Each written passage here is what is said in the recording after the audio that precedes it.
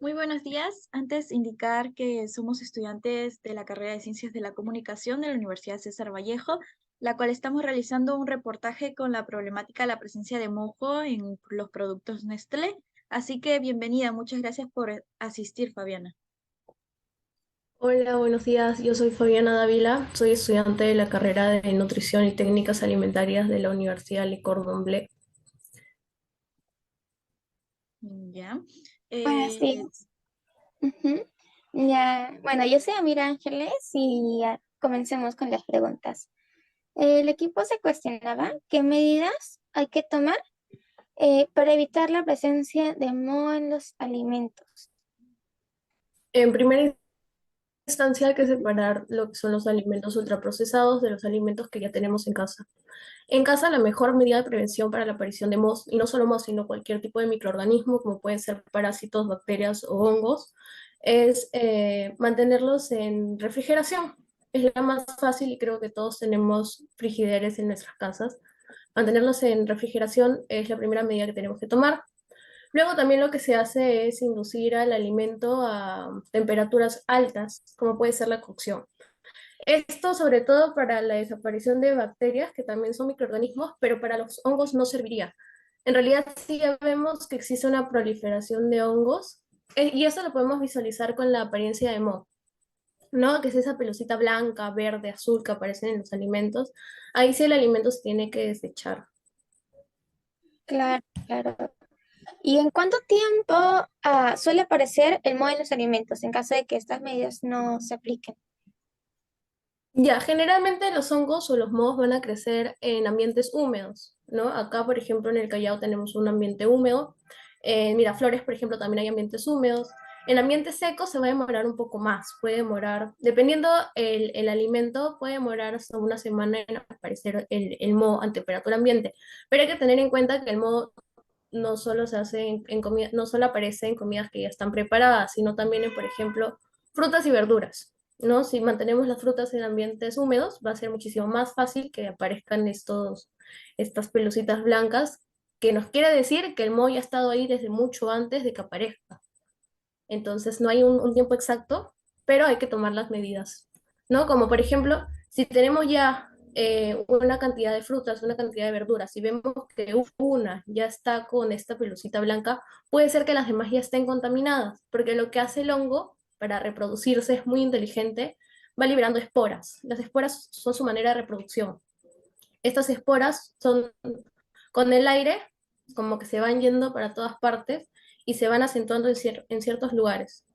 Y ahí ya empieza el moho a crear micelos, que es la parte blanca que aparece en los alimentos, en otros productos. Entonces ahí ya tenemos alimentos totalmente contaminados y lo mejor es desecharlos y eliminarlos. claro, es muy cierto, ¿no? Lo que tú dices es que no hay una determinada duración o un determinado tiempo en el que vaya a salir moho. Entonces, de igual manera, hay lugares así que hay humedad, entonces más rápido es el procedimiento del moho que se acerca. Entonces, mi pregunta es, ¿por qué crees que ocurre esta presencia de moho continuamente en diferentes supermercados? Bueno, esto va a depender de la empresa productora, en este caso es Nestlé. Pudo haber tenido algún error en algún tipo, tal vez no le añadió el contenido específico que tiene que añadirle de preservantes o de conservantes. Ujú. O también el error puede venir del supermercado, del tipo de almacenamiento que tienen, de mantener la cadena de frío, por ejemplo, en alimentos que necesitan sí cadena de frío, como son las leches, los productos lácteos, las carnes, los pollos. Si se equivocan en eso, ya tenemos un producto que está alterado a nivel de bacterias, a nivel de microorganismos o de hongos. Entonces pueden ser de dos formas, ¿no? De la empresa que produce o del supermercado que se encarga del almacenamiento. Bien, entonces tú nos dices de que para combatir el moho o para prevenirlo hay que refrigerarlo. Entonces, ¿qué alimentos nos puedes recomendar para no comerlos en épocas de calor, no? Que se ha visto que ha crecido esa bacteria, podría decirlo, ¿sí, no? Ya, en ambientes de calor o de humedad, en realidad durante todo el año hay que tomar estas medidas preventivas. Los alimentos donde hay más proliferación son los alimentos húmedos. Por ejemplo, en el caso de las menestras, lo que se hace o lo que hacemos es colarlas. Si tú dejas una menestra guisada con alta humedad, el hongo va a estar ahí súper contento porque va a tener de qué alimentarse. Hay que tener en cuenta que los hongos, a comparación de las bacterias y de los parásitos, bueno, los microorganismos en general tienen la característica de alimentarse de algo. Los hongos no solo crecen en alimentos, sino también crecen en fibras naturales como son la madera. A veces en los baños hay madera, hay ventanas de madera y vemos ahí puntitos verdes o puntitos amarillos o blancos y eso significa la presencia de hongos. En el caso de los alimentos, lo más fácil es refrigerarlos, siempre. Los alimentos no pueden estar más de 2 horas a temperatura ambiente porque ya es un ambiente propicio para el crecimiento de microorganismos. Entonces, bueno, en primera instancia serían los alimentos con alta humedad, que no hayan pasado antes por un proceso de temperaturas altas, como es cocinarlos. Los alimentos a más de 2 horas no pueden estar en temperatura ambiente, tienen que estar bajo refrigeración. Bien, y supongamos una persona se come un alimento que tiene moho. ¿Cuáles serían sus consecuencias a base de esto? Generalmente estamos muy acostumbrados a consumir alimentos que tienen carga microbiana, o sea, que es decir, que tienen microorganismos. Estamos muy acostumbrados, no solo por los alimentos que vienen de ultraprocesados, como son de supermercados, sino también cuando comemos fuera de casa, muchas veces no cumplen con las 2 horas que tiene que estar el alimento a temperatura ambiente, sino lo tienen expuesto durante todo el día. Entonces nuestro organismo ya se va acostumbrando a estas condiciones, a menos que consumamos un alimento con alta carga microbiana. Ahí sí nos van a producir, por ejemplo, diarrea, fiebre, eh, puede haber aparición de parásitos, dolores estomacales. Generalmente se van a demorar hasta 3 días en producir algún efecto. Ok. ¿Ya hay más preguntas, chicas? Yo tengo una preguntita más. A ver. En relación al caso Beso de Moza, que involucra a la empresa de Nestlé, ¿qué opina? Ya que se vio la presencia de moho en sus productos y creo que eso tendría que ser algo más de la empresa y con el mercado. Claro, en el caso del beso de moza y de otros productos que también han habido presencia de moho, en realidad se identifica el moho en primera instancia por la misma empresa, ¿no? Dice, uy, hemos tenido un error, hemos cambiado tal vez de preservante. Muchas veces pasa con los cambios de preservante o con los cambios de ingredientes, cuando la empresa va cambiando los ingredientes y va probando ese tipo de problemas. Si le cambian del preservante, tenemos el preservante 1, ya no queremos utilizar este porque está muy caro, cambiamos al preservante 2, pero no sabemos exactamente la dosificación que tenemos que utilizar. Entonces van haciendo un prueba y error. Y ahí ya se producen las alteraciones en los alimentos.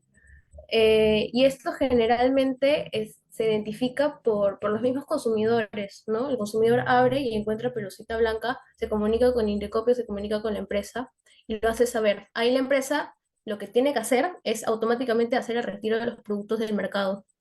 Lanza su comunicado y bueno, el comunicado como vemos sale por todas partes, sale por noticias, sale por Facebook, etcétera. Y en el comunicado se indica específicamente el número de lote que tiene que ser eliminado del mercado, la fecha de vencimiento, el día en que se elaboró, etc. Claro, Nestlé es una empresa grande y por lo mismo de que ocurrir ese tipo de errores, creo que una de sus razones podría ser la falta de control, ¿no? O revisión de la calidad de los productos, ya que al publicarse, al hacerlo como que comestible para todo público, está perjudicando en lo que es su salud con los efectos, como mencionaste, que son los dolores estomacales. Entonces, una de las causas de la problemática que es el moho, la presencia de moho en sus productos, como el caso Beso de Moza, podría ser el poco control que tienen sobre ellos. ¿Coincide? Claro, en realidad hay que tener en cuenta también que las empresas no les conviene que salgan este tipo de problemas, ¿no? Y ellos invierten muchísimo dinero en tener una buena calidad de sus productos, un buen control y calidad.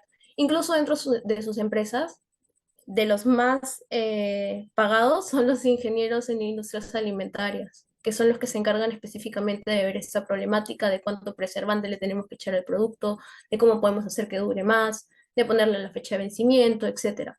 Y dentro de la misma empresa también tienen nutricionistas, tienen ingenieros alimentarios y personas que sí se encargan de esto específicamente. Ellos invierten muchísimo dinero en que sus productos tengan un control, calidad y buenas prácticas de manufactura extremos bajo las legislaciones. Pero en primera instancia las empresas invierten muchísimo dinero, porque no les conviene a nivel de propaganda. A alguien no le va a convenir que salga el beso de moza, que sabemos que es muy consumido en el Perú, o cualquier otro producto. Les hace un mal comercial. Claro, no les conviene en lo absoluto, coincido, pero el simple hecho de que haya, el hecho se haya como que viralizado, por así decirlo, o haya afectado a los consumidores, significa que hubo un fallo ahí. Sin embargo, sí, las empresas invierten en eso porque les conviene, pero hubo un error en eso, Sí, sí, y en Indecopi y la misma empresa se encargan de identificar ahí cuál fue el error. claro. Sí, bueno, Fabiana, gracias por tu tiempo y por tus respuestas brindadas. Y nada, pues eso sería todo. Muchas Gracias. gracias. Chao, Muchas gracias, gracias. suerte. Muchas gracias.